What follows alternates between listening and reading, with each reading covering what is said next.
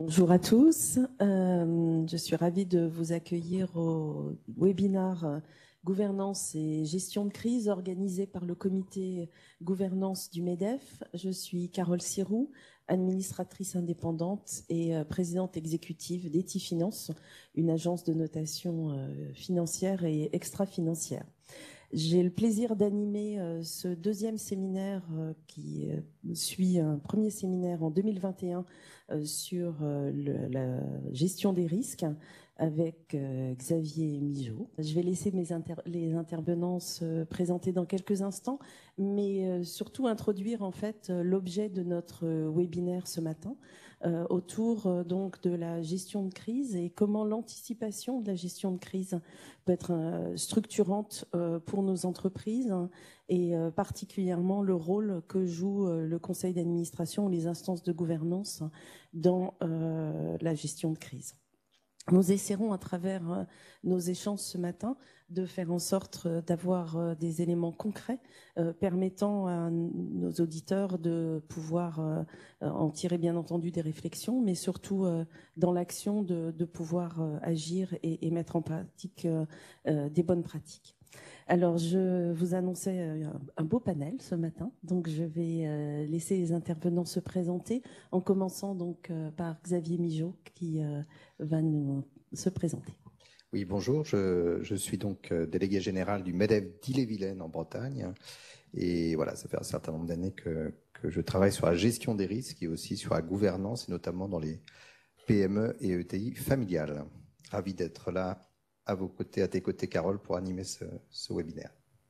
Je suis Anne-Sophie Gentil, j'ai une expérience de communication de longue date. J'ai commencé comme journaliste il y a plus de 30 ans et ensuite je suis passée de l'autre côté de la barrière dans les départements communication des entreprises. Et par rapport au sujet qui nous rassemble aujourd'hui, je suis tombée dans le chaudron de la crise en 2006 notamment, puisque j'étais à l'époque directrice du service de presse de Crédit Agricole SA et on a fait à peu près 7 ans de gestion de crise ininterrompue, ce qui était totalement inédit. Et puis, depuis 2016, où j'ai quitté le Crédit Agricole, j'ai monté ma structure de conseil en communication et je travaille beaucoup sur les sujets de crise où j'accompagne mes clients, autant des petites entreprises que des grandes. Merci Anne-Sophie. Alain Daher. Merci. Je suis Alain Daher. Je dirige un groupe de distribution automobile installé en Bretagne et Normandie. Nous sommes considérés comme une ETI parce que nous avons 1450 collaborateurs avec nous. Mais en fait, je me considère comme une multi-TPE parce que sur les 1450 collaborateurs, on est répartis sur 35 sites. Donc, ça fait une moyenne de 30 personnes par site, ce qui est, encore une fois, une multi-TPE. Et je suis donc dans une phase un peu ambivalente entre une petite entreprise et une grosse, et à ce titre, je suis très très intéressé par écouter l'expertise et de profiter de l'expertise d'Anne-Sophie Gentil tout à l'heure. Merci à tous. Alors nous allons démarrer et peut-être présenter donc les différentes séquences que nous avons choisies pour ce webinaire. D'une part, peut-être rappeler ce qu'est une crise en introduction, les origines. En fait, on se rend compte qu'il n'y a pas qu'une seule forme de crise et d'où d'ailleurs on le verra un peu les challenges pour apprécier dans quel contexte on évolue. Ensuite, nous passerons sur finalement le rôle de la gouvernance dans la gestion de crise et comment intervenir dans ce processus, ainsi que bien sûr les anticipations, puisque nous verrons qu'il y a beaucoup d'outils et de moyens d'anticiper une crise pour faire en sorte non seulement de la gérer, mais surtout de ne pas en subir des conséquences trop néfastes. Ensuite, notre webinaire rentrera dans une phase de questions-réponses. Vous avez sur votre écran la possibilité dès à présent de poser des questions à travers le chat. Donc, n'hésitez pas, surtout intervenez. L'objectif, c'est de pouvoir avoir un dialogue et un échange. Et nous prendrons donc ces questions en fin de séance. Voilà, les préalables étant posés, je propose que l'on démarre et je vais donc passer la parole à Xavier Migeot qui va nous établir un peu le contexte et l'introduction de ce webinaire. Xavier, à toi. Merci Carole. Peut-être commencer par deux évidences que tous nos auditeurs connaissent, mais c'est utile de le rappeler. La première, c'est que tout chef d'entreprise va prendre des risques. C'est inhérent à la fonction de chef d'entreprise. Après ça, son appétence au risque va être différente, suivant son caractère, suivant son parcours, etc. Mais évidemment, tout chef d'entreprise prend des risques, donc ça ne sert à rien d'imaginer que le risque peut être exclu de l'entreprise. La deuxième chose, c'est que tout chef d'entreprise ou toute chef d'entreprise va vivre des crises. Donc la crise aussi est inhérente à la vie de l'entreprise et évidemment l'amplitude, la force, les conséquences vont être différentes suivant la nature de la crise et la préparation. Mais on a bien en fait risque et crise qui sont liés. Et finalement, on peut définir de façon certainement non académique le fait que la crise est un risque qui dégénère.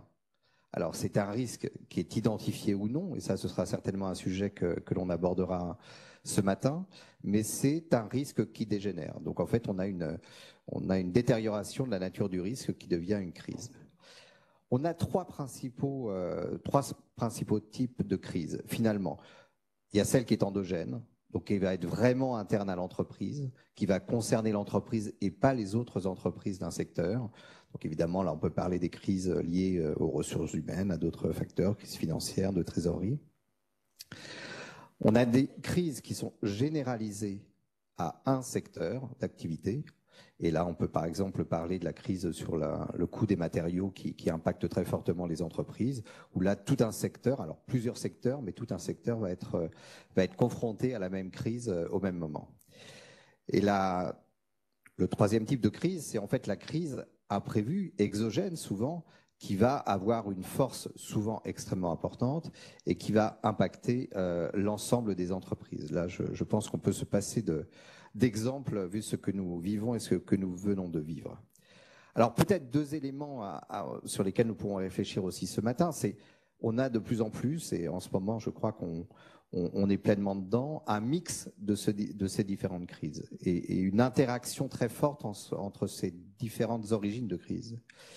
Et puis là, peut-être le second élément, c'est que certaines entreprises qui étaient épargnées par des types de crises, et notamment exogènes, là ne le sont pas du tout. Par exemple, et je pense à des PME notamment, qui ont des marchés totalement locaux, qui ne sont pas du tout confrontés à la crise, aux crises géopolitiques, parce qu'ils n'ont aucun marché à l'export et globalement leurs fournisseurs sont assez localisés.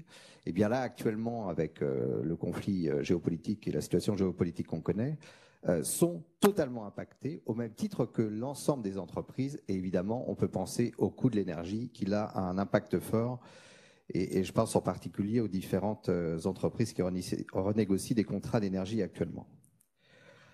L'élément important, c'est que toute crise va déstabiliser tout ou partie de l'entreprise et aussi, et c'est un élément extrêmement important ce matin, on va beaucoup parler de facteurs humains, on va beaucoup parler de richesse humaine dans l'entreprise parce qu'en fait, la crise va avoir un effet déstabilisateur et va toucher à l'intime de chaque collaborateur, à sa capacité à résister au stress, à sa capacité à résister à la fatigue, à la pression.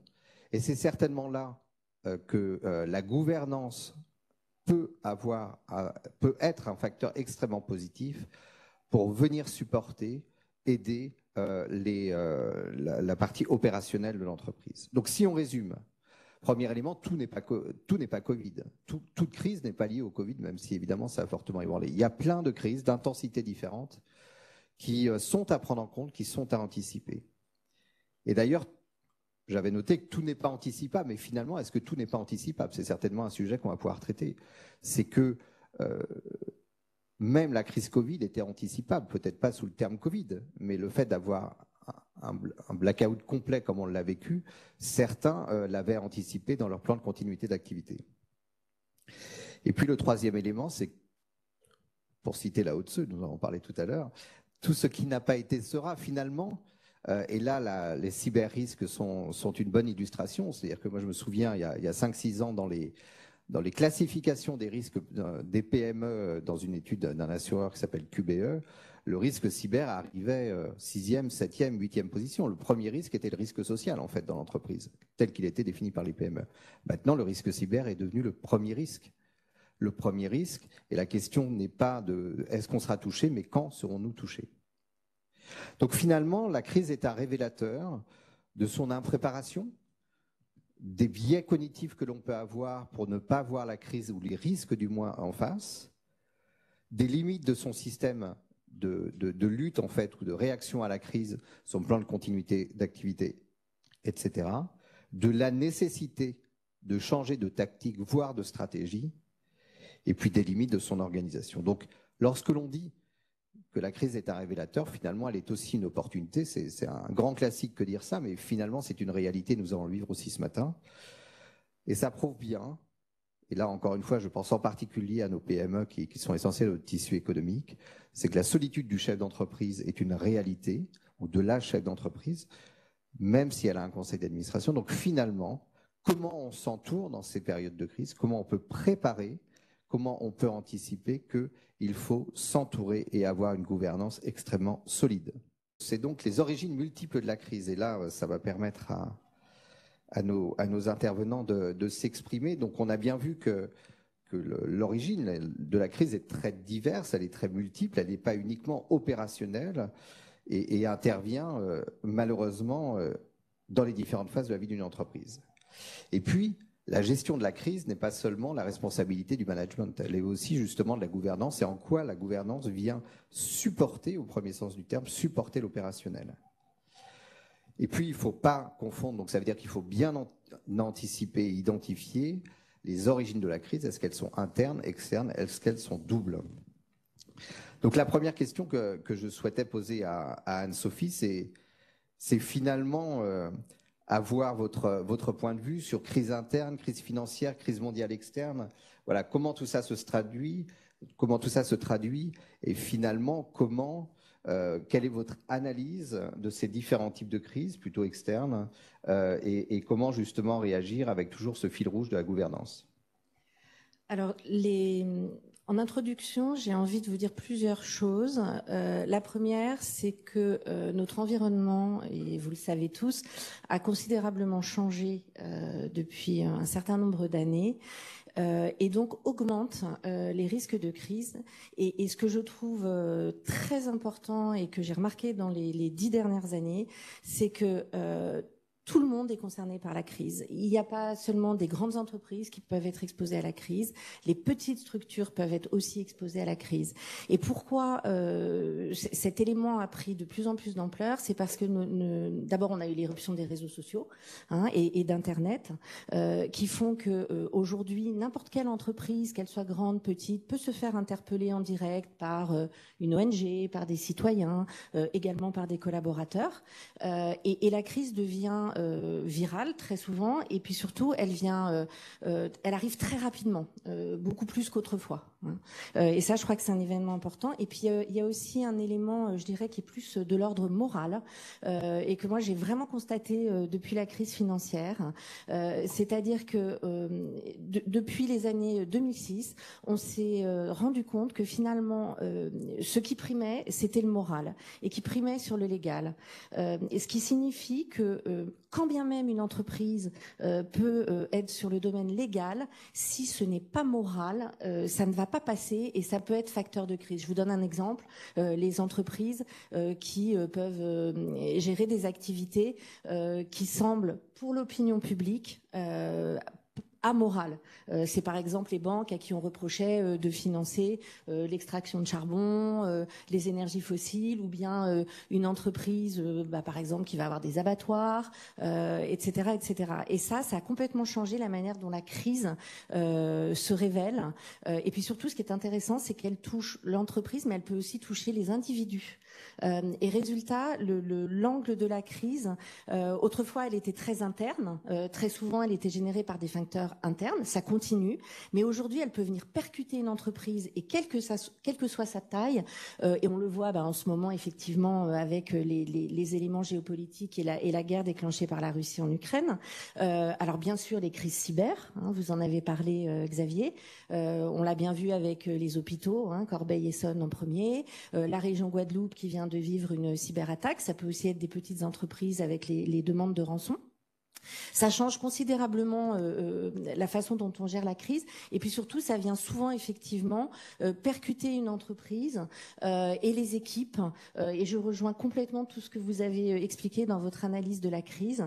Il y a un point que je voudrais souligner aussi, c'est la résilience. C'est-à-dire que je crois que la crise, elle vient effectivement percuter une entreprise, son fonctionnement. C'est d'ailleurs la définition même de la crise.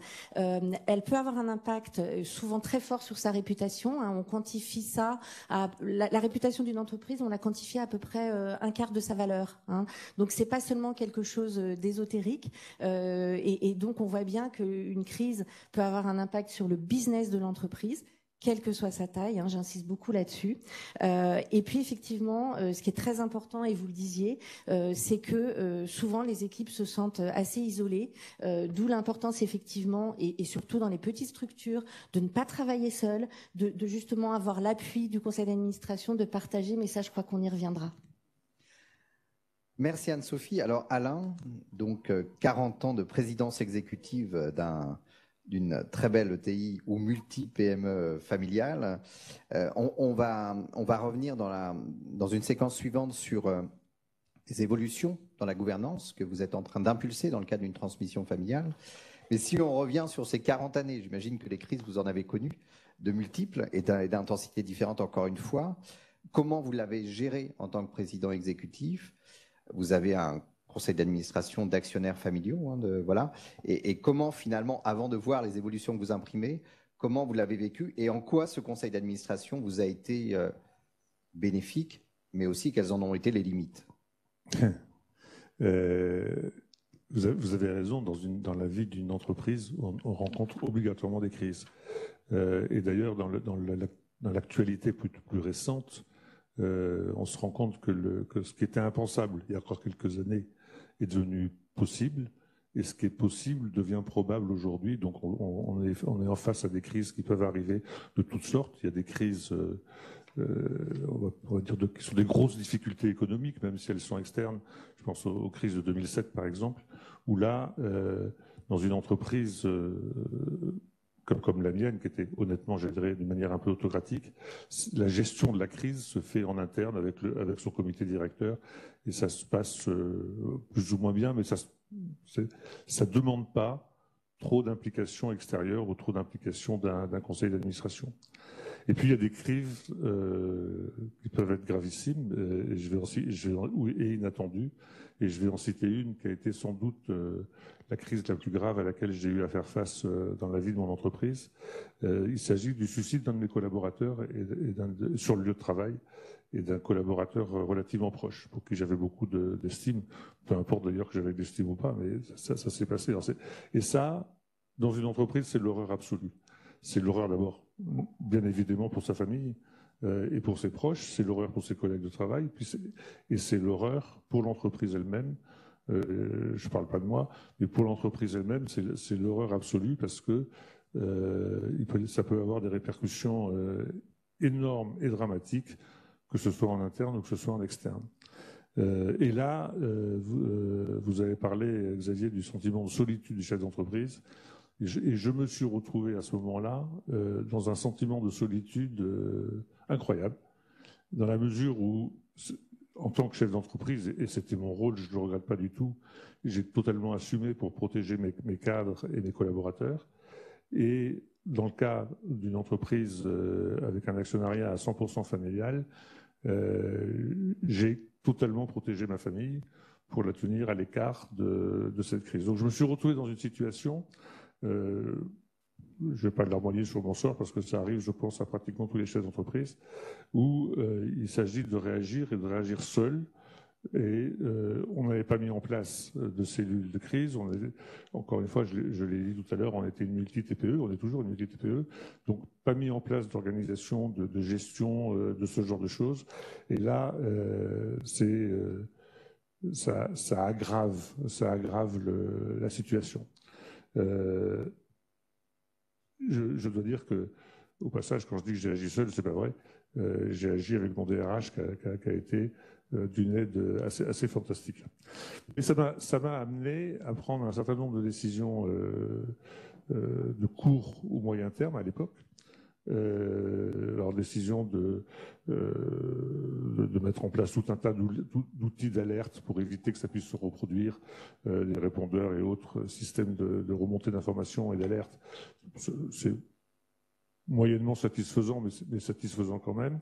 On a mis en place, à l'époque, on s'est fait aider pour mettre en place une cellule de crise et une procédure de gestion de crise. Je dois dire avec un peu de recul que ça a été relativement peu satisfaisant, parce que si on ne fait pas vivre les choses derrière, ça ne sert à rien de les avoir fait. Donc là, on a mis en place tout un tas encore une fois, de cellules de crise, une procédure de gestion de crise. Et puis le temps passant, en fait, c'est resté au fond d'un carton, d'un tiroir ou d'une archive, je ne sais même pas où c'est. Donc en fait, ça m'oblige aujourd'hui à me reposer la question comment réorganiser ça pour que ça marche.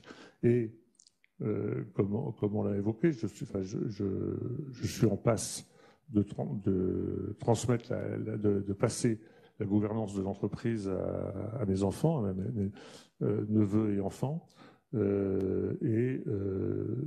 profitant de mon expérience, encore une fois, de chef d'entreprise un peu seul, on essaye aujourd'hui, avec eux, de construire une nouvelle gouvernance qui permette qu'ils puissent prendre autant de plaisir que j'en ai pris à la direction de cette entreprise, tout en ayant des outils un peu plus efficaces. Alors, peut-être, je reviens sur deux points que vous avez évoqués. Le premier, c'est qu'on a beau mettre en place des outils, il faut les éprouver, il faut les réactualiser, il faut les tester. Donc ça, c'est certainement un premier élément important. Et je voudrais juste revenir, si vous me permettez, sur la protection de la famille, en fait, parce que ça, c'est important dans beaucoup d'entreprises ayant une gouvernance familiale. Ce sentiment de devoir protéger, c'est-à-dire ne pas voir les administrateurs familiaux comme des administrateurs, donc participants et devant aussi être là en phase de crise, mais plutôt dans un sentiment de protection que vous avez eu parce que famille, finalement. C'est un peu ça. Oui, parce que, en fait, si je reviens un peu en arrière, Claude Bodmer était la figure tutélaire de l'entreprise. Moi, j'en étais le dirigeant depuis longtemps. Tout se passait un peu entre nous deux. Et les autres membres de la famille, qui étaient qui sont toujours d'ailleurs, dans des univers très différents du nôtre, que ce soit en médecine, en pharmacie, dans l'enseignement ou dans le milieu artistique, avaient un rôle, je dirais, assez éloigné de l'entreprise. Et la figure tutélaire est prenant de l'âge, devenue trop âgée à ce moment-là pour que je puisse s'impliquer. C'est maintenant, à son départ et à mon départ de la vie active, on va mettre en place, on a mis en place une organisation pour que les membres, les administrateurs familiaux soient beaucoup plus actifs et beaucoup plus partie prenante que ce qu'il était avant. Et puis on en parlera après, en les aidant avec l'apport d'administrateurs indépendants. Donc là, on interroge bien en fait comment animer des actionnaires familiaux qui ne sont pas impliqués dans la famille, mais qui sont actionnaires, donc qui siègent. Donc ça, c'est vraiment un élément extrêmement intéressant. C'est le gage, pardonnez-moi, c'est le gage de la pérennité de l'entreprise. Ouais. Si je n'arrive pas à intéresser les membres de la famille à l'entreprise et à la vie de l'entreprise, un beau jour, ils vont dire on s'en va. Et ça sera tout à fait naturel. Anne-Sophie, peut-être avant qu'on attaque la deuxième séquence, comment ressentez-vous ce que dit Alain, justement, vous qui avez une très bonne expérience de la gestion de crise sur cette notion d'entreprise familiale et de... Alors, c'est extrêmement intéressant. La crise dont vous parlez, effectivement, est une des crises les plus compliquées, je pense, à gérer. Et puis surtout, ça touche à un point très essentiel de la gestion de crise, qui est que très souvent, elle impacte affectivement les équipes. Alors dans ce cas-là, c'est évidemment encore plus fort, et ça demande effectivement une gestion de crise très particulière, et c'est souvent là qu'on s'aperçoit si les équipes peuvent gérer la crise ou pas. Ça, je crois que c'est un point qui est extrêmement important, parce qu'il faut savoir, et c'est très compliqué, voilà, pour l'avoir vécu, et je pense que vous l'avez expérimenté aussi, c'est très compliqué de prendre de la distance. Or, si on veut bien gérer une crise, il faut à un moment arriver à se distancier. Et puis surtout, et vous le disiez, il faut pas travailler seul. Hein, et ça, je crois que c'est essentiel. Même quand on est dans des petites structures, affronter une crise, c'est compliqué. On le fait mieux à plusieurs. Ça permet de se challenger. Et surtout, une crise, elle vous prend aussi de cours dans la gestion du temps. Et travailler à plusieurs permet de se poser, de réfléchir. Bien sûr qu'il faut agir vite, mais ça évite aussi la précipitation. Et gérer une crise dans la précipitation, finalement, c'est aussi mauvais que de ne pas la gérer. Parce que souvent, le premier réflexe d'une entreprise va être de dire « on ne réagit pas ». Et je crois que ça, c'est vraiment essentiel. C'est-à-dire qu'il faut réagir, mais il faut prendre le temps, il faut essayer de pas être seul. J'ai conscience que dans des petites structures, c'est pas évident. Et le dernier point que j'entends et qui est essentiel, et que vous disiez, c'est que la crise, effectivement, au moment où on la vit, on s'organise pour la gérer.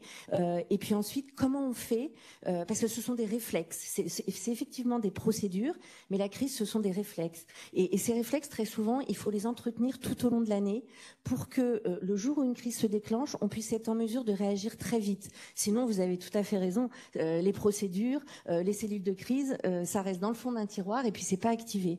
Donc je crois qu'il y a une chose qui est très importante, c'est de se former régulièrement à la crise, de faire des exercices de crise. Ça va être une merveilleuse transition sur notre prochaine séquence. Effectivement, comment l'anticiper et dans quelle mesure des processus et des structures aident ou pas effectivement dans la gestion de la crise une fois qu'elle est là. Je crois que les intervenants ont tous mentionné le fait que c'est bien d'avoir une procédure, mais encore faut-elle qu'elle vive et surtout que les gens comprennent, et peut-être qu'on aura l'occasion d'en reparler, que ça n'est pas juste une procédure, c'est-à-dire un papier qui est là, mais qui doit être revu de manière périodique et adapté, parce que le monde de l'entreprise, c'est le changement permanent, et donc un document peut être tout à fait valide et avoir été fait dans des conditions qui paraissaient possibles, et puis en fait qui évoluent de manière très rapide. On a tous eu dans nos matrices des risques la pandémie comme étant un risque possible. On l'a tous regardé pendant 20 ans en se disant oui, non, il faut le mettre quand même sur la liste. Et puis en fait, quand on l'a vécu, c'était pas exactement comme ce qu'on avait anticipé. Mais voilà. Mais je retiens aussi de ce qui vient d'être dit, que le possible devient probable, comme l'a dit Alain Daher, et je pense que c'est vraiment ça qui fait la différence, et que ce qui était impensable, en fait, le devient vraiment. Donc, dans ce cadre-là, peut-être, Anne-Sophie, peut-être d'abord voir comment identifier des signaux faibles. Parce que quand la crise, elle est là, elle est là. En général, on a généralement conscience que quelque chose ne tourne pas rond, mais souvent on aurait pu éviter qu'elle ne se transforme en risque, que ce soit vraiment quelque chose de gérable, si on avait vu certains signaux. Alors quels sont, donc là on est très en amont, que faire, comment les identifier? Alors, je vais commencer par une métaphore que vous connaissez probablement, mais qui est vraiment extrêmement valable en gestion de crise. C'est la métaphore de l'incendie. Hein. C'est-à-dire que si on détecte un démarrage d'incendie, eh ben, il va falloir quelques seaux pour éteindre l'incendie. Par contre, ensuite, c'est des camions entiers d'eau, de citernes et des canadaires qu'il faudra pour essayer d'éteindre l'incendie. Et ça prendra des jours. Bah, la crise, c'est un petit peu pareil. Et pour justement essayer de désamorcer au maximum certains risques de crise, pour essayer qu'ils ne dégénèrent pas, hein, comme l'a très très bien expliqué Xavier, je crois que la première chose, c'est de veiller, vraiment de faire la veille de votre environnement et surtout effectivement des signaux faibles. Alors on peut peut-être mettre une première slide avec en fait, c'est une typologie des risques majeurs qui peuvent toucher l'entreprise. Alors excusez-moi, elle est un petit peu floue, mais on peut la retrouver sur Internet. Ça fait un peu peur. Ça fait un peu peur. Il y en a beaucoup. C'est la première réaction, c'est OK. Heureusement qu'on n'arrive pas à la lire. Non, alors c'est ce que j'allais vous dire. Ça fait un peu peur, mais c'est très utile de les avoir parce que il est important, quelle que soit la taille de l'entreprise, d'essayer d'identifier les risques qui peuvent toucher votre entreprise et ceux qui peuvent toucher une entreprise de manière proche et bien entendu de manière éloignée. C'est-à-dire qu'une entreprise, bien évidemment, va pas forcément être confrontée à tous les risques qu'on voit ici.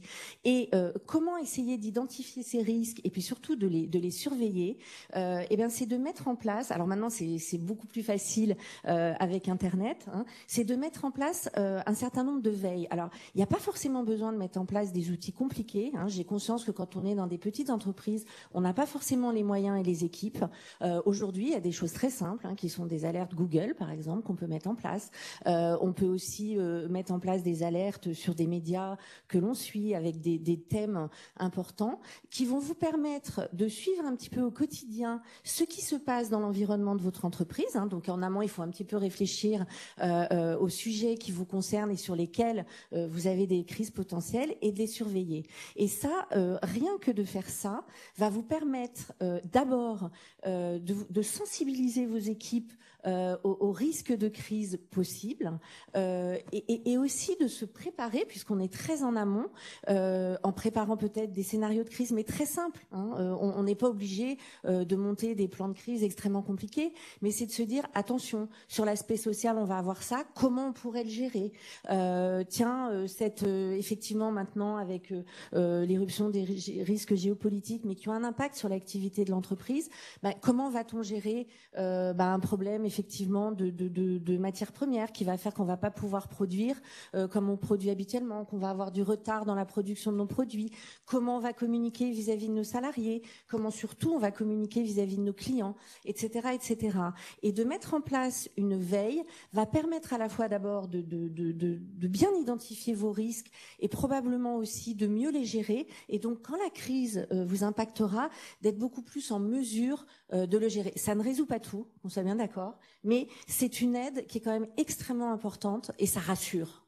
Et probablement, j'imagine, ça permet justement d'avoir ce dialogue au sein du comité exécutif, par exemple, et d'identifier qui peuvent être les porte-paroles, voilà, et diffuser aussi cette culture d'attention à ces sujets-là, et pas uniquement un exercice un peu statique, voilà, de revue des risques sur un fichier. Oui, puis je crois que ça permet aussi, alors ça dépend des modes des fonctionnements des entreprises, mais je pense que ça permet aussi de tenir au courant le conseil d'administration, hein, et de aussi les sensibiliser aux risques qui peuvent toucher une entreprise, parce que comme on le disait tout à l'heure, toute entreprise peut être touchée par une crise, et je crois qu'il y a dans les entreprises souvent on se dit mais non, il n'y a pas de raison, je suis sur un secteur qui n'est pas concerné, et je crois qu'effectivement ça permet aussi, et le terme n'est pas du tout péjoratif, mais d'éduquer et de sensibiliser tant vos conseils d'administration que vos équipes, et c'est très vertueux. Oui, je pense qu'on y reviendra tout à l'heure. Xavier, je vais te passer la parole justement sur les outils. Je sais que tu es très attaché à la cartographie des risques. Peut-être peux-tu nous donner une illustration de comment une cartographie des risques peut aider non seulement à structurer, à anticiper, et puis bien entendu, dans le cadre de la crise, comment utiliser ces différents outils au bénéfice de la gestion de ces risques.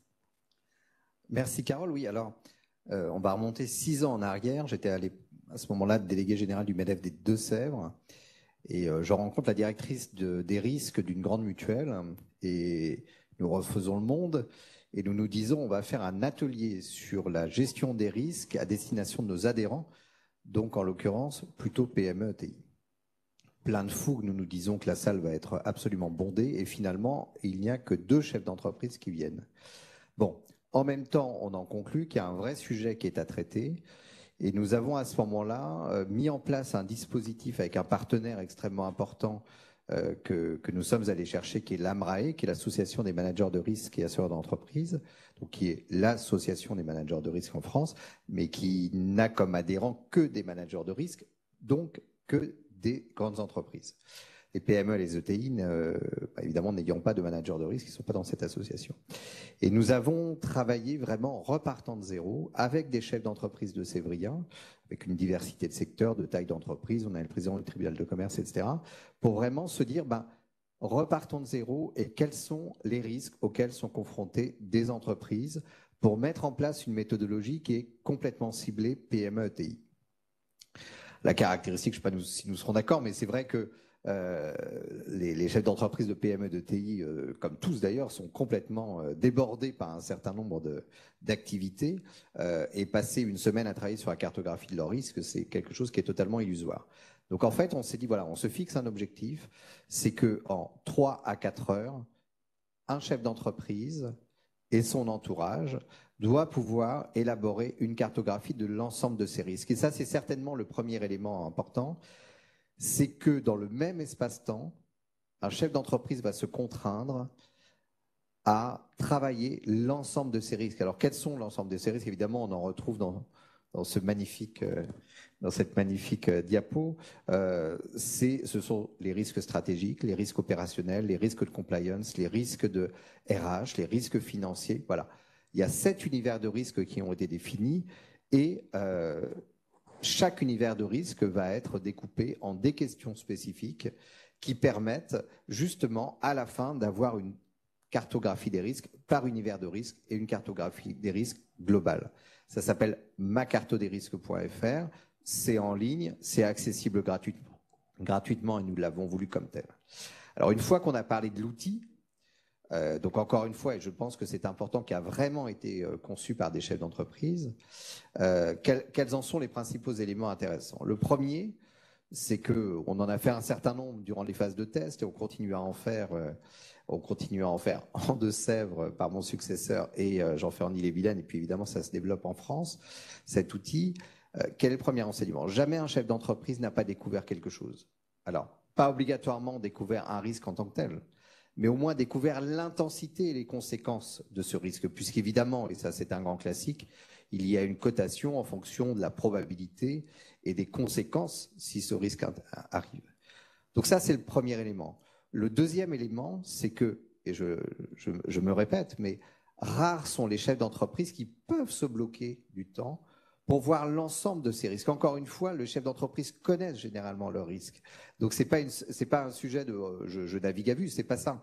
C'est plutôt de voir les interactions entre l'ensemble de ces risques et comment ces risques peuvent à un moment déstabiliser l'entreprise. Je citerai un seul exemple vécu et qui était vraiment très passionnant.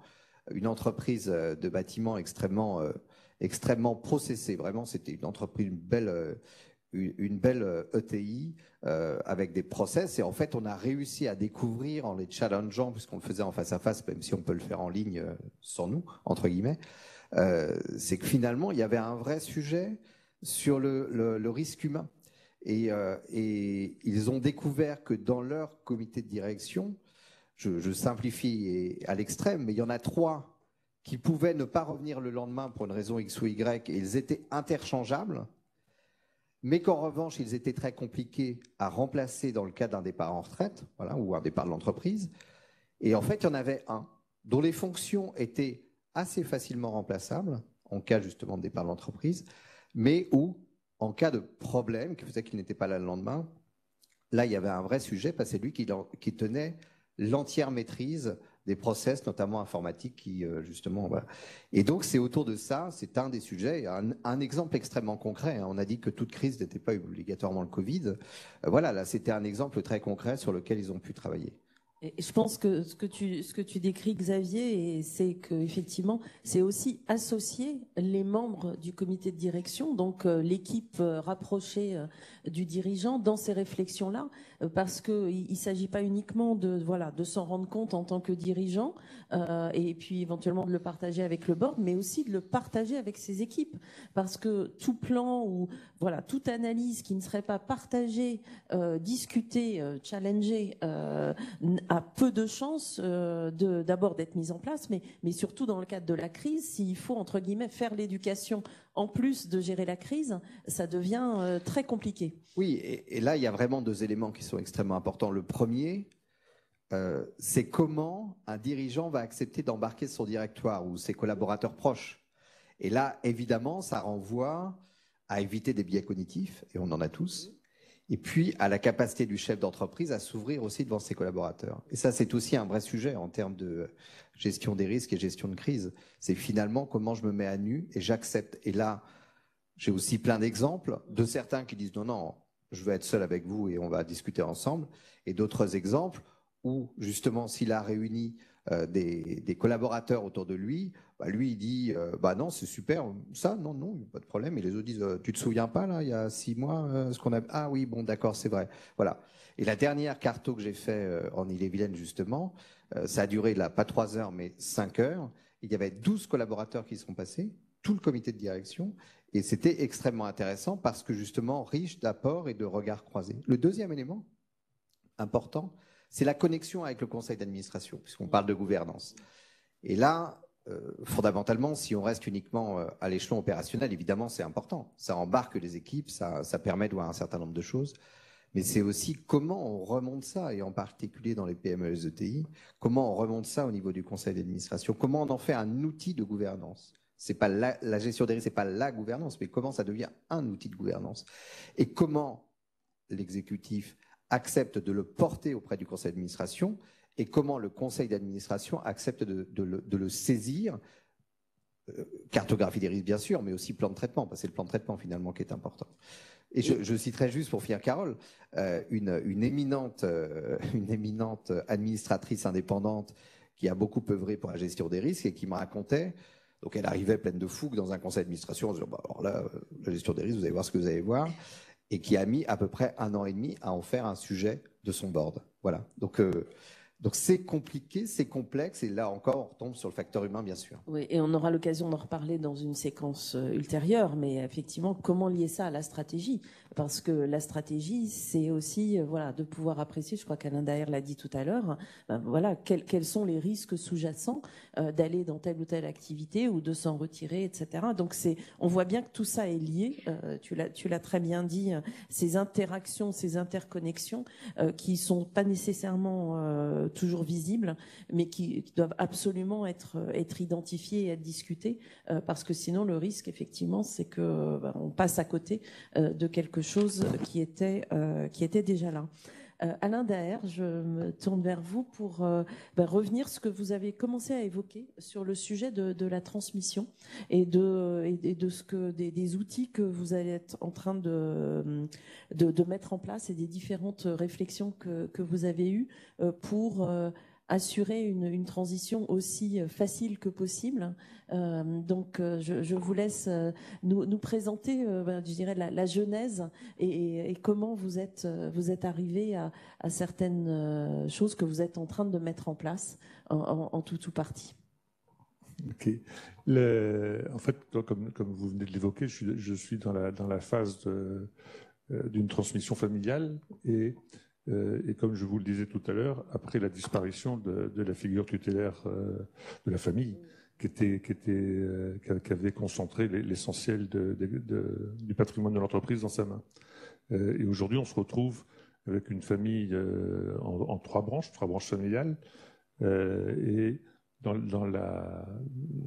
pour construire la future gouvernance de l'entreprise, il s'est aussi agi de construire la gouvernance familiale, c'est-à-dire de modifier les statuts, de créer un règlement intérieur, non pas de l'entreprise, mais du pacte familial, et qui permettent de faire en sorte que chaque branche familiale ne se sente pas lésée, ne se sente pas mis à l'écart, d'autant plus que en l'espèce, il y a 2 branches familiales représentées dans les opérationnels de l'entreprise, la 3e ne l'est pas, donc il a fallu construire quelque chose à l'unanimité de toute la famille pour faire en sorte qu'il n'y ait pas de risque à ce niveau-là, au niveau de la famille, ce qui aurait été le plus gros risque dans le cas d'une transmission. Et ensuite, on a réfléchi avec ma fille, mon fils et mon neveu sur comment leur permettre à eux d'exercer leur métier de dirigeant d'entreprise en toute sécurité. Et il y avait deux préalables à ça. Encore la première, ce que je viens de le dire, la confiance de la famille. Et ensuite, éviter une crise de gouvernance interne, en clair, éviter qu'ils se battent. Ils sont s'entendent bien. Ils sont brillants, ils s'entendent bien. Mais ça n'est pas une assurance tout risque. Exactement. J'ai énormément de chance, mais on a écrit l'histoire. On a écrit l'histoire pour les 15 prochaines années pour éviter qu'un risque puisse se passer. Et on l'a fait approuver. On l'a fait approuver à l'unanimité de la famille et en mettant en place un certain nombre de verrous. Et notamment pour les grandes décisions patrimoniales ou les grandes décisions de gouvernance, il faut la majorité des 3/4. Et comme je vous l'ai dit, ces 3 branches familiales, la majorité des 3/4, ça veut dire que c'est quasiment l'unanimité du groupe. Donc on a verrouillé ça. Et puis, et c'est sans doute la chose la plus importante qu'on ait fait, donc le conseil d'administration est représenté par 3 administrateurs familiaux de chacune des branches. Et on a fait rentrer 4 administrateurs indépendants qui ont un triple rôle. Un triple rôle, d'abord, c'est de rassurer les administrateurs familiaux qui sont, pour la plupart, assez éloignés de la vie de l'entreprise. Donc, ils se retrouvent dans un conseil d'administration où on parle de choses qui n'est pas leur vie, leur quotidien. Les administrateurs indépendants leur apportent leur expertise et leur connaissance et de notre métier et du milieu des entreprises. Ils ont aussi un rôle très très important, c'est de nous challenger. Je dis encore moi, mais surtout challenger mes enfants dans leur métier de chef d'entreprise, les pousser à aller plus loin. C'est sans doute la chose qui m'a le plus manqué dans ma vie professionnelle, d'avoir un board qui me challenge et qui me booste, qui m'oblige à aller plus loin dans ma réflexion. Et si je comprends bien, avec bienveillance, c'est important. Avec bienveillance ? Challenger avec bienveillance. Oui, bien sûr, mais à la limite, secouez-nous. N'hésitez pas, c'est le message que je leur dis pratiquement à chaque fois, n'hésitez pas à nous rentrer dedans, faites-nous bouger, obligez-nous à sortir le nez du guidon et à réfléchir un peu en amont et un peu plus fort. Et c'est franchement ce que je regrette de ne pas avoir mis en place ou de ne pas avoir pu mettre en place plus tôt.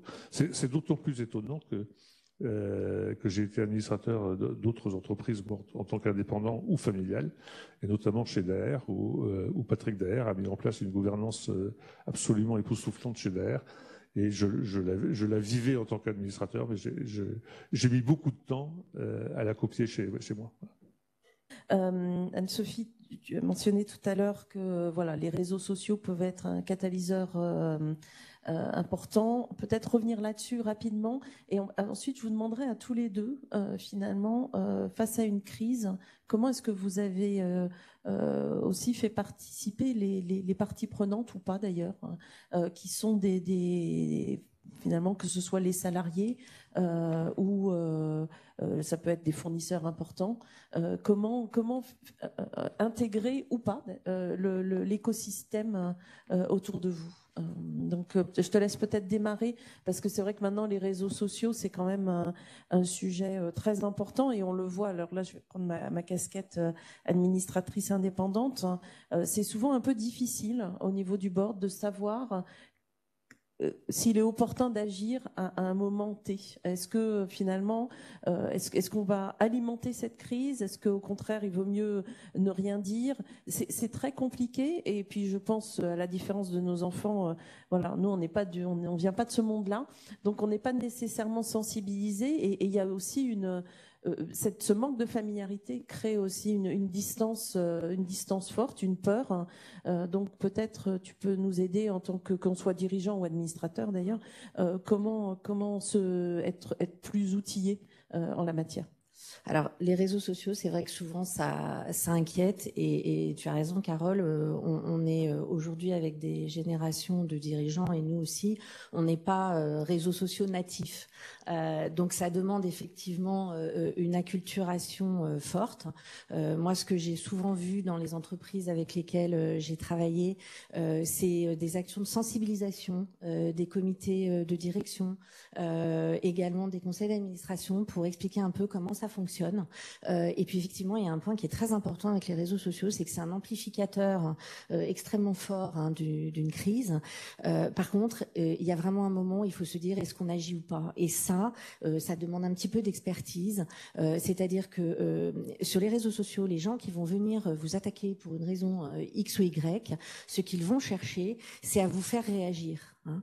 Pourquoi? Parce que souvent, ce sont des gens qui n'ont pas une communauté, hein, parce qu'on parle de communauté de followers, hein, donc de personnes qui les suivent très importantes. Et le fait que l'entreprise qu'ils attaquent réagisse va tout de suite donner une ampleur beaucoup plus forte à leurs attaques. Donc, ce qu'il faut arriver à mesurer, hein, et les équipes de communication aujourd'hui sont formées pour ça, c'est quand on doit réagir et si on doit réagir ou pas. Il ne faut pas toujours réagir avec les réseaux sociaux. Par contre, il y a un moment, on sait que si tout d'un coup, on a une viralité qui est très forte, à ce moment-là, il faut être prêt. Moi, ça m'est déjà arrivé sur des gestions de crise, surtout quand ça tombe le dimanche, déclenché par un article dans le JDD, qui est à peu près le seul média qui fonctionne en France ce jour-là. C'est immédiatement repris par les réseaux sociaux. Ça peut prendre une ampleur extrêmement forte. Il ne faut pas oublier que les journalistes regardent les réseaux sociaux et à ce moment-là, ça repart sur les médias classiques. Et dans ce cas, parfois, il faut pouvoir envoyer une petite phrase qu'on va poster sur les réseaux sociaux pour essayer de calmer l'emballement. Et je vous le dis, moi, je l'ai vécu plusieurs fois, ça marche. Hein. D'où ce besoin d'outils de veille, même simples, pour ne pas être pris à revers, parce que là aussi, j'imagine que le temps est important. Et oui. Donc, si voilà, le monde autour de nous est en train de bouger, mais qu'en tant qu'entreprise, on ne le sait pas nous-mêmes, c'est une perte de temps et de préparation, en fait. Vous évoquiez tout à l'heure ce suicide de ce collaborateur très, très proche qui vous a affecté, je comprends, à titre personnel, mais pas que, puisque j'imagine que c'était aussi une personne très importante au sein de l'entreprise. Donc, comment avez-vous géré justement la relation? Alors, prenons les salariés. On les a pas beaucoup évoqués à ce moment, mais comment finalement, à travers cet événement-là, vous avez été amené à gérer cette crise vis-à-vis des différentes parties prenantes, et quelles leçons vous en tirez? Et peut-être aussi, est-ce qu'il y a des choses que vous feriez différemment aujourd'hui, alors je ne sais pas si dans la cartographie des risques on met suicide d'un collaborateur proche, mais ça pourrait se reproduire sous des formes différentes. Alors, dans ce cas-là, comme dans d'autres cas de crise ou de difficulté, j'ai essayé de beaucoup communiquer le plus possible. Ça n'a pas été suffisant, et c'est généralement insuffisant.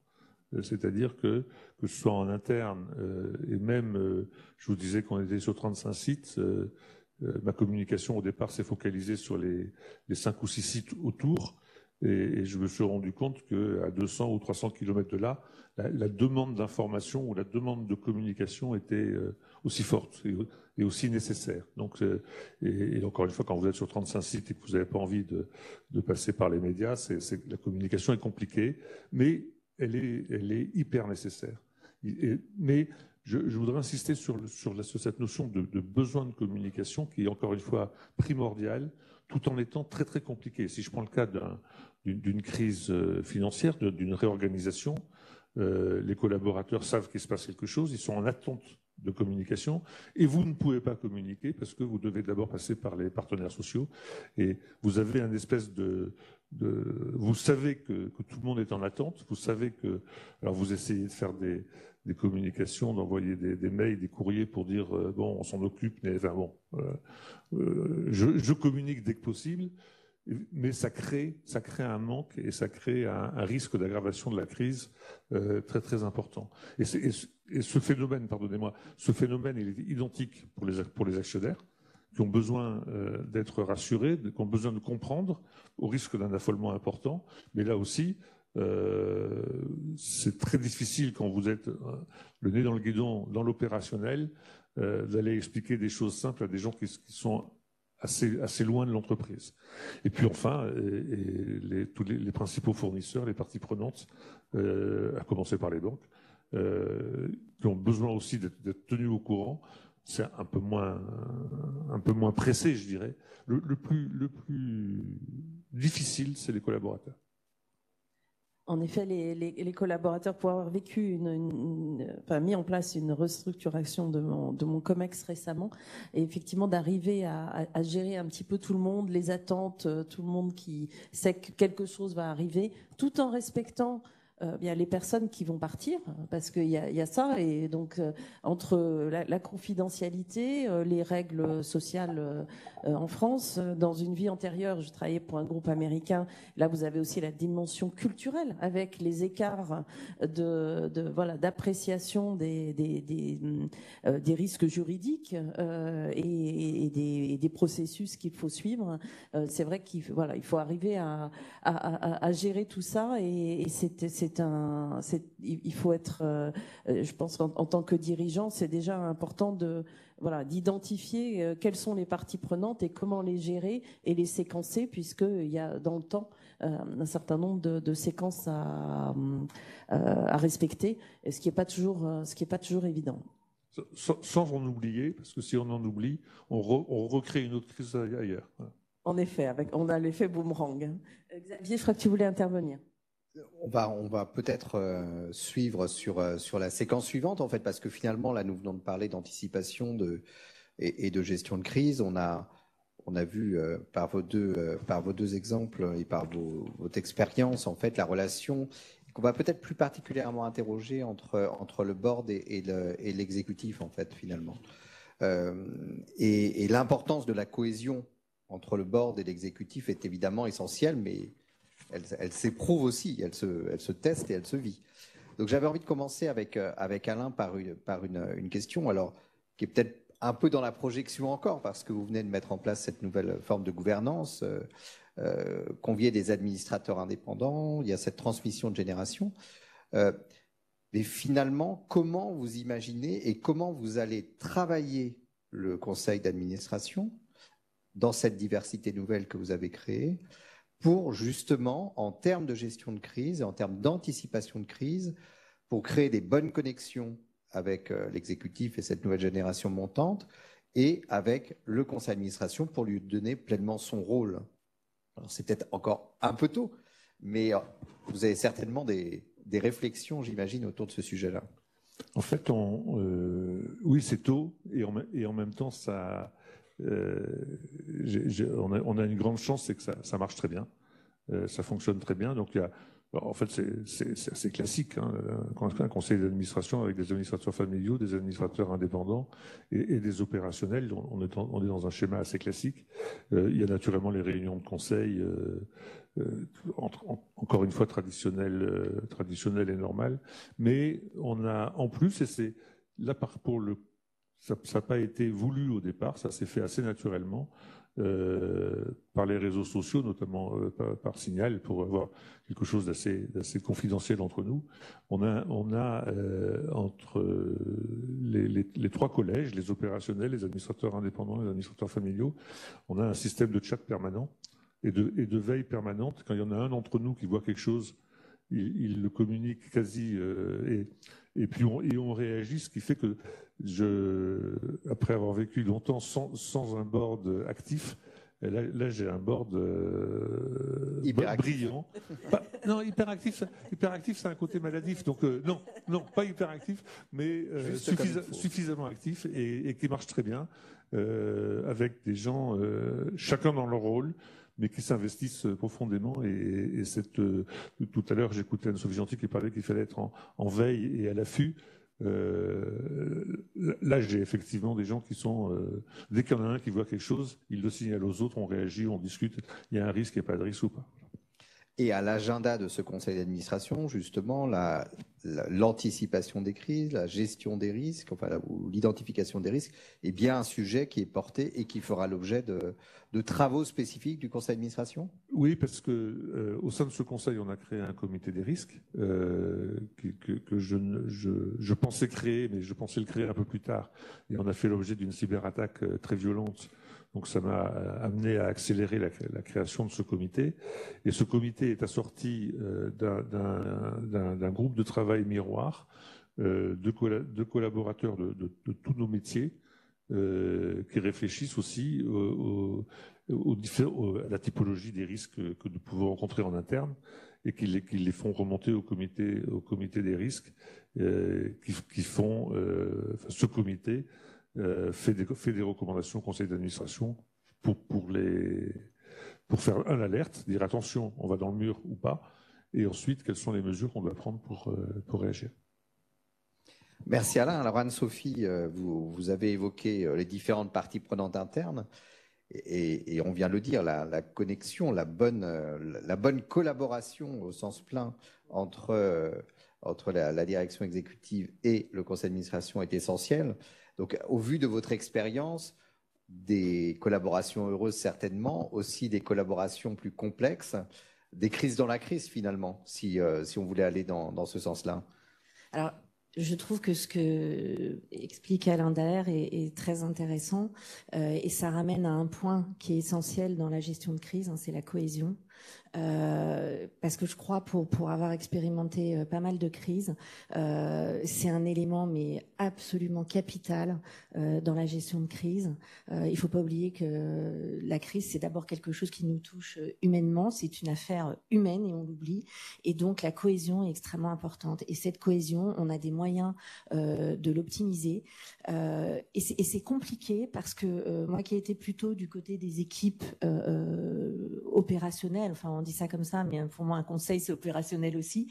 On est tellement la tête dans le guidon que finalement on n'a pas forcément le réflexe en même temps qu'on gère la crise, d'informer notamment le conseil d'administration, ce qui pour moi est quand même une erreur parce que d'abord un conseil d'administration qui je pense peut avoir à un moment un recul, des expériences peuvent avoir une influence extrêmement positive sur la gestion de la crise. Je pense pas qu'on demande à un conseil d'administration d'être dans la gestion au quotidien de la crise. Par contre, je crois qu'un conseil d'administration, c'est fait d'administrateurs qui ont plein d'expériences différentes et qui peuvent vraiment faire profiter les équipes opérationnelles de leurs expériences à un moment. Et puis aussi, parce qu'on est la tête dans le guidon, on a besoin d'avoir un certain recul qu'on n'a pas quand on gère une crise. Et je crois que justement, l'intérêt de travailler ensemble, c'est justement un moment de prendre une respiration et de se remettre un petit peu dans la réalité des choses, parce que c'est vrai, quand on conduit une crise, on perd un petit peu par moment comment dire, ce recul dont on a besoin pour gérer une crise. Et je pense qu'à l'inverse, ne pas intégrer un conseil d'administration comme d'autres parties prenantes, effectivement, on peut arriver à une crise dans la crise. Et ça peut être facteur de paralysie. Or, on le sait très bien, quand on gère une crise, il faut être rapide, il faut être efficace, et surtout, il faut de la fluidité et de la cohérence. Donc, ça me paraît vraiment extrêmement important. Peut-être un exemple, Anne-Sophie, d'entente malheureuse. Alors, on ne citera pas évidemment, mais et surtout des conséquences que ça a pu avoir entre un board justement et Alors, je peux pas vous donner évidemment le nom d'entreprise. C'est quelque chose que j'ai vécu. Je pense que c'est ennuyeux parce que, surtout aujourd'hui, et j'ai eu le cas sur une crise très importante qu'on a eu à gérer, où finalement on est arrivé à un problème de compréhension et d'appréhension du sujet de la crise entre un conseil qui finalement n'avait pas été alerté à temps. Donc je pense que c'est un vrai sujet et qui nous a interpellés là-dessus à juste titre, et qui ensuite n'avait pas forcément les outils pour bien analyser la crise, et notamment parce qu'elle était sur les réseaux sociaux, et qu'on sait aujourd'hui que c'est compliqué pour des conseils d'administration qui connaissent pas forcément bien le fonctionnement. Et à un moment, je pense que cela nous a freinés dans la gestion de la crise et nous a fait perdre du temps. Et en même temps, je pense que c'est un vrai sujet entre un comité de direction et un conseil d'administration, parce que c'est un sujet de confiance. Et moi, je l'ai perçu donc du côté, opérationnel, comme à un moment quasiment une perte de confiance du conseil envers son équipe de direction. C'est une excellente transition pour Carole. Donc, tu es administratrice indépendante, tu es CEO aussi, comme tu l'as dit, d'une entreprise, et depuis relativement peu de temps. Et CEO. Et donc, tu as été confronté assez rapidement à un événement réputationnel qui aurait pu mettre à mal l'entreprise assez solidement. Et justement, la question que tu as eu à traiter, au-delà de la gestion de cette crise, ça a été finalement, quelle est ma relation avec mon board, et est-ce que je l'informe pas, comment je l'implique, et là, il me semble, Carole, que les conseils étaient divers, justement, sur ce que tu devais faire. Alors effectivement, je me suis retrouvée face à un risque réputationnel fort, et j'ai la chance d'avoir un board avec lequel j'ai des relations fréquentes, et j'espère avoir sa confiance. Et je me suis retrouvée finalement dans une situation prise un peu entre mes équipes et le board, face à une situation que je trouvais très risquée pour l'entreprise.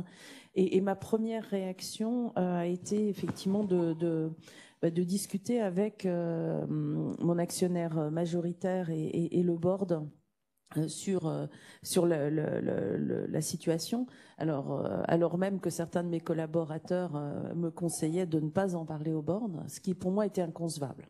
Parce que j'estime qu'à partir du moment où je ne partage pas des sujets qui sont potentiellement de nature très très systémique, en fait. On le voyait tout à l'heure, je crois Anne-Sophie disait 25% de la valeur de l'entreprise. Je pense qu'en fonction du métier que l'on fait, ça peut probablement être plus. Donc pour moi, c'était une question d'abord, j'avais besoin de cette distance que je n'avais pas confrontée à cette situation. J'avais besoin donc d'avoir le ressenti de mon board, qui est très divers, avec des gens qui sont des extrêmement expérimentés, mais venant d'horizons assez divers. Donc cette diversité d'opinions, ce détachement, pour moi, c'était ce dont j'avais besoin, en fait, en miroir par rapport à mes émotions. Donc, c'était une première chose. Et il me paraissait que je préfère avoir une discussion difficile avec mon board, mais ne pas perdre la confiance qu'ils ont en moi aujourd'hui. Et que, au-delà du problème que j'avais à gérer, en fait, je voulais surtout éviter que ça ne crée, je dirais un manque de confiance ou créer une sorte de fissure, en fait, dans notre relation, parce que face à cette solitude qu'Alain Daher mentionnait. Certains jours, c'est vrai que il y a des choses qu'on peut partager avec ses collaborateurs, des choses qu'on ne peut pas. Et donc dans ces cas-là, j'ai tendance à me tourner plutôt vers mon board, avec des gens qui ont vraiment des parcours et qui m'apportent beaucoup. Donc pour moi, il y avait non seulement la crise à gérer, mais surtout de ne pas en plus risquer de créer quelque chose que j'allais, même si je gérais la crise à court terme, aller dans cette relation de confiance qui existe entre nous pouvait potentiellement être remis en cause. Donc, ils ont fait preuve de ce détachement dont j'avais besoin pour me donner les éléments me permettant d'adresser la situation qu'on suit. Et voilà, et j'avais un conseil la semaine dernière. Bien sûr, je me suis assurée de les tenir au courant des développements. Et il faut être très vigilant. Et là où c'était vraiment très utile, c'est que face à certains collaborateurs qui étaient clairement pas d'accord avec l'approche que je préconisais, le fait d'avoir l'appui du board me donnait justement ce détachement aussi vis-à-vis de mes collaborateurs en disant écoutez, c'est pas négociable, on va faire ça, l'avenir nous dira si on avait raison ou pas, mais ça me laissait aussi cette liberté dans la gestion au quotidien. Donc le regard distancié, mais très impliqué du board. En fait, c'est vraiment ça. Oui, et puis vraiment, je pense que c'est, pour avoir été là avec une autre casquette dans des boards où le management refusait de s'appuyer sur son board parce que ça voulait dire aussi avoir des conversations un peu difficiles, mais qui préférait en fait aller entre guillemets à la facilité à court terme plutôt qu'avoir des discussions difficiles. Et je pense que là, c'était vraiment, pour moi, je ne veux pas que cette crise crée de la crise dans la relation que je peux avoir avec mon board, qui est pas toujours facile. Je ne tiens pas à dire que c'est pas parce qu'on a la confiance de son board que la discussion est aisée, loin de là. Alors, on va peut-être attaquer la dernière séquence parce que je vois l'heure tourner et nous avons déjà des questions qui arrivent sur le chat. Carole, autour finalement des opportunités que crée la crise. On parlait justement du board et de la crise et comment lier la crise à la stratégie. On l'a évoqué un petit peu de manière très légère jusqu'ici. Alain Daher, vous nous le disiez tout à l'heure, le Covid a été pour vous la prise de conscience d'un changement de paradigme.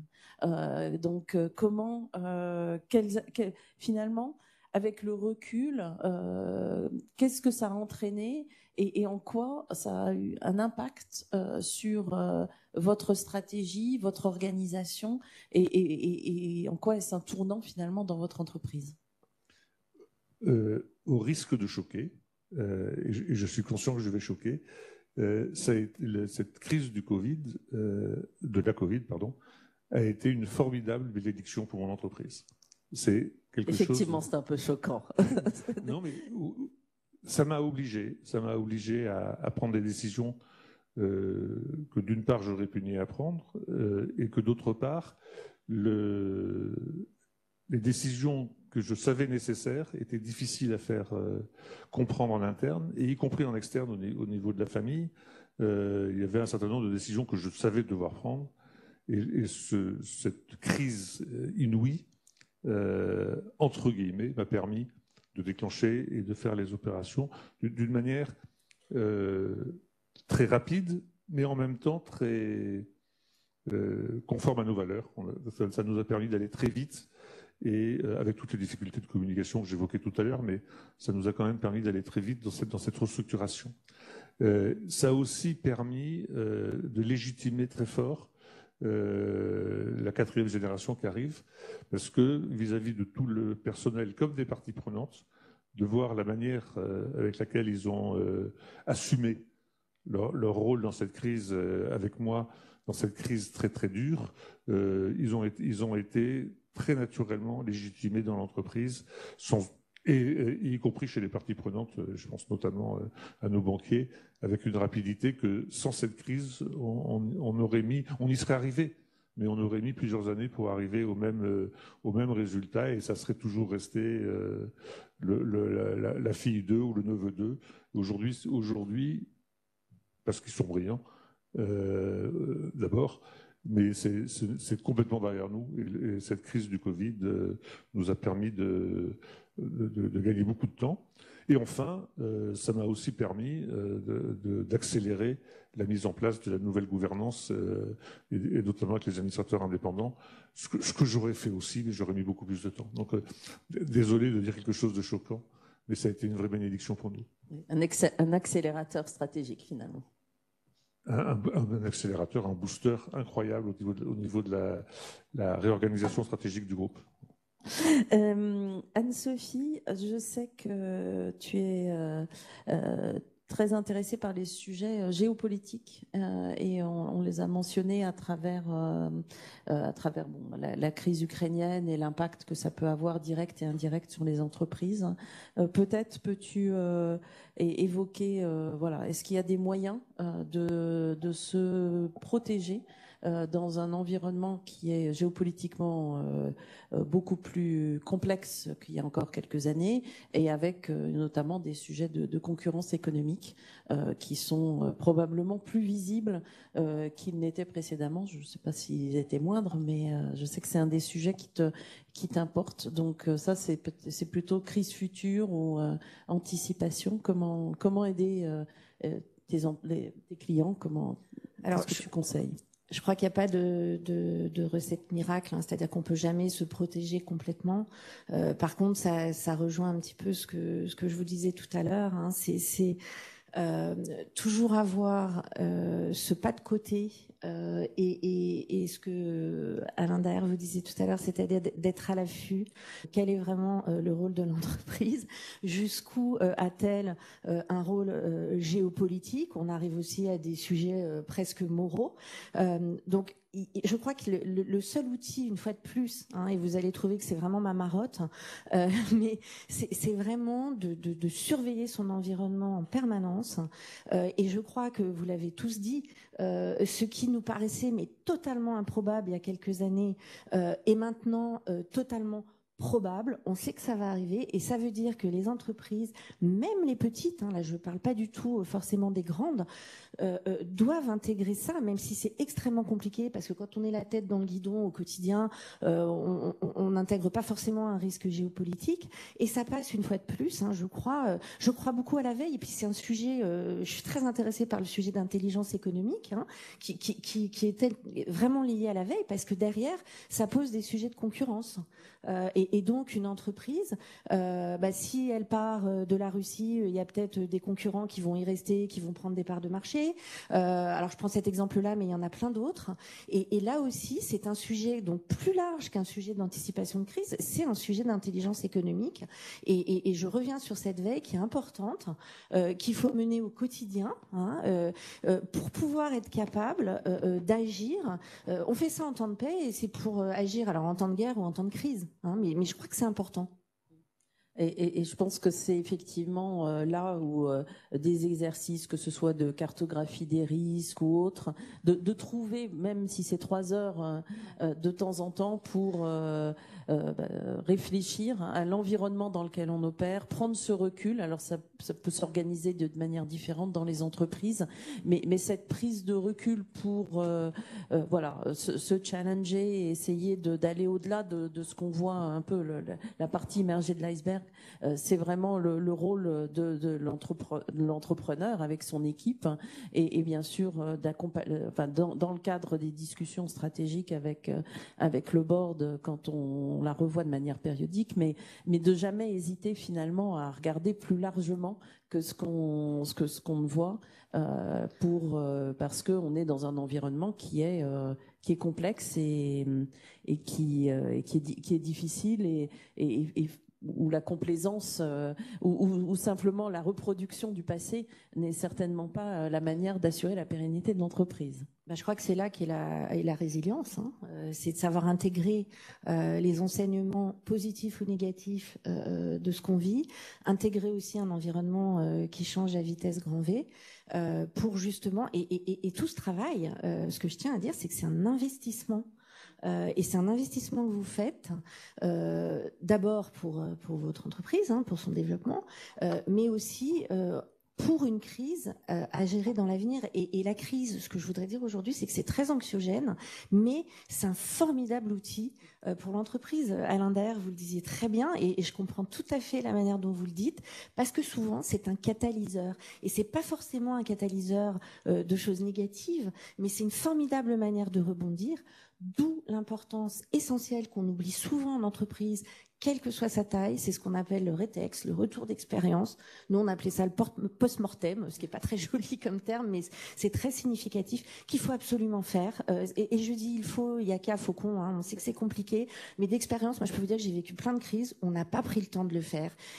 Et vraiment, c'est pas un exemple à suivre, pour être honnête. On n'a pas besoin de prendre beaucoup de temps. Et je crois que ce qui est important à vous dire aujourd'hui aussi, c'est que on peut mettre en place des outils qui sont pas forcément coûteux ni trop chronophages, hein, parce que je sais combien vous avez autre chose à faire au quotidien dans la gestion de vos entreprises. Et le rétex étant le mot préféré de Xavier, je lui passe la parole et j'en profite pour, je suis sûre qu'il va nous faire un petit commentaire, mais aussi pour prendre une des questions de l'auditoire sur justement, est-ce qu'il a des exemples sur l'usage finalement de la cartographie et dans quelle mesure la cartographie a permis dans la crise, alors qu'on prenne Covid où on a suffisamment d'exemples pour mieux la gérer en fait. Est-ce qu'il peut nous faire des commentaires là-dessus? On va croiser les regards, mais incontestablement,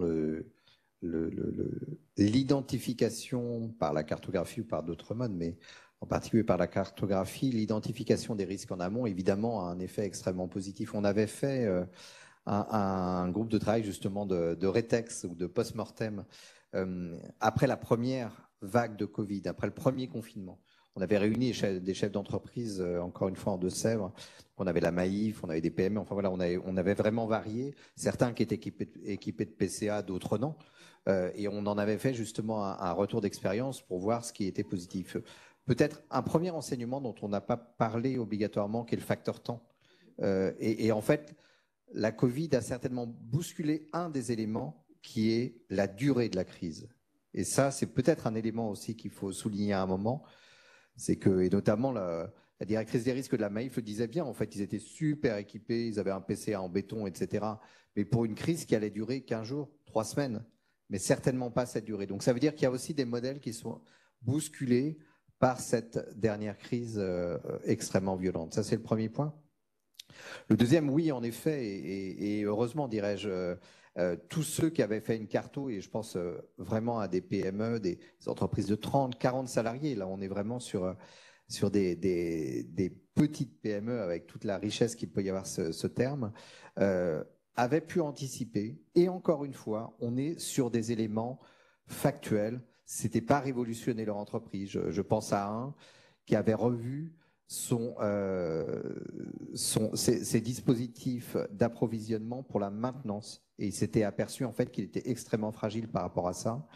Il était fragile par rapport à sa maintenance interne. Donc avant la crise, heureusement, il avait formé des personnes internes pour une première maintenance. Et ça lui a permis de maintenir ses flux de production. Voilà, systématiquement, je pense à un autre qui me revient à l'esprit, une entreprise de 200 salariés à peu près, plusieurs entreprises constituent un groupe de 200 salariés, et qui lui avait un vrai problème de middle management.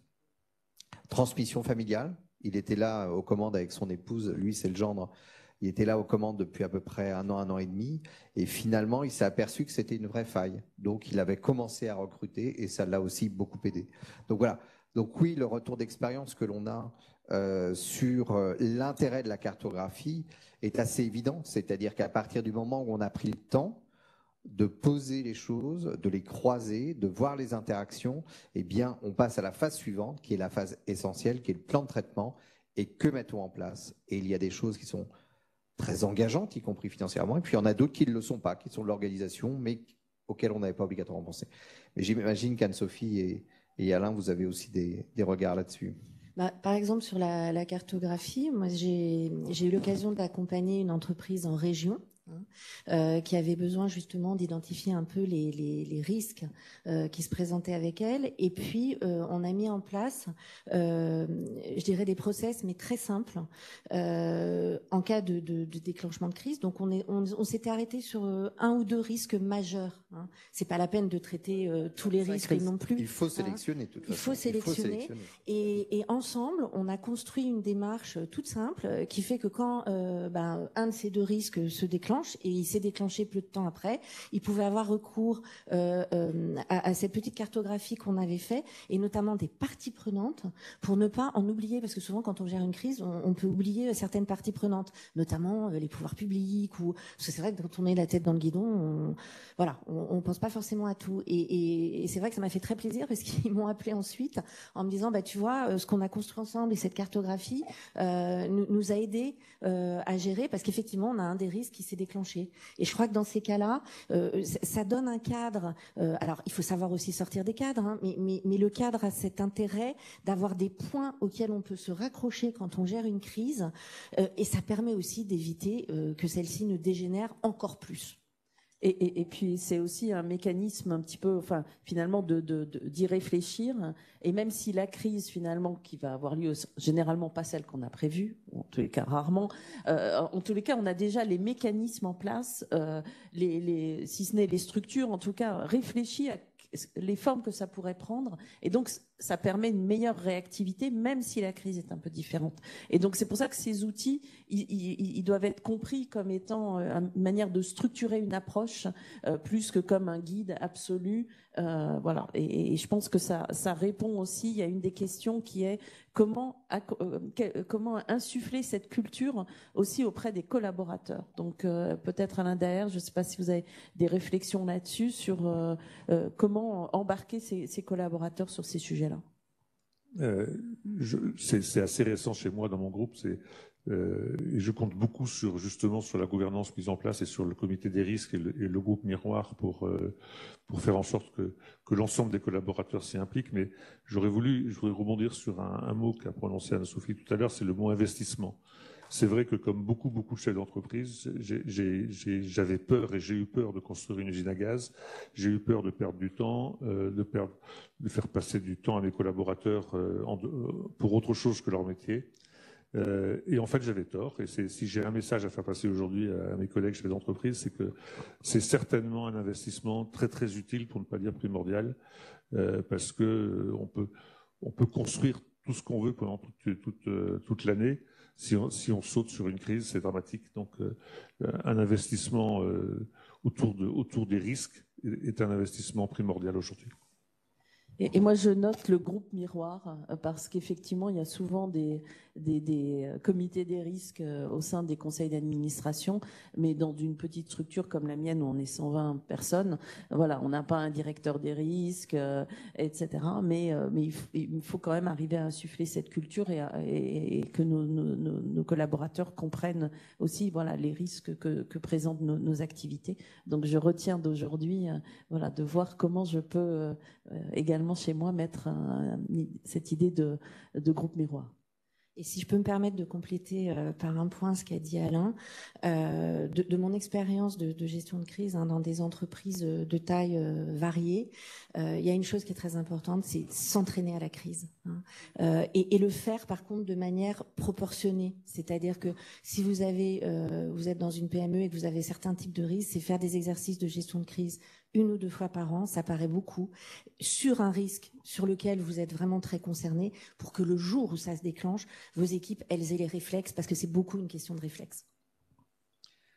Il nous reste 30 secondes, donc on va être court pour la minute de conclusion, mais en fait, vos derniers propos ont été quasiment des minutes de conclusion, donc c'est absolument parfait. D'abord, un grand merci, parce que la richesse de vos propos, de vos exemples ont été vraiment, je pense, tout à fait profitables à nos auditeurs, et évidemment, c'est ce que nous retenons. Merci aussi, Carole, c'est toujours un plaisir. Et puis, je retiendrai peut-être quatre éléments: impossible, possible, probable, qui est un enchaînement de haute volée et absolument passionnant d'avoir en tête. Le deuxième, c'est le rôle du conseil d'administration. Et vraiment, on a essayé d'insister là-dessus. C'est-à-dire que c'est le pas de côté, ce qu'on s'est dit, exigeant, challengeant, mais extrêmement important, parce que le regard n'est pas le même que celui qu'on peut avoir en tant qu'exécutif. L'anticipation et le pendant, qui est le retour d'expérience, le post-mortem. Alors, finir sur le post-mortem, c'est peut-être pas idéal, mais en tout cas, on espère que ce moment ensemble vous a été tout à fait profitable. Je vous remercie beaucoup et à bientôt. Merci de nous avoir accueillis.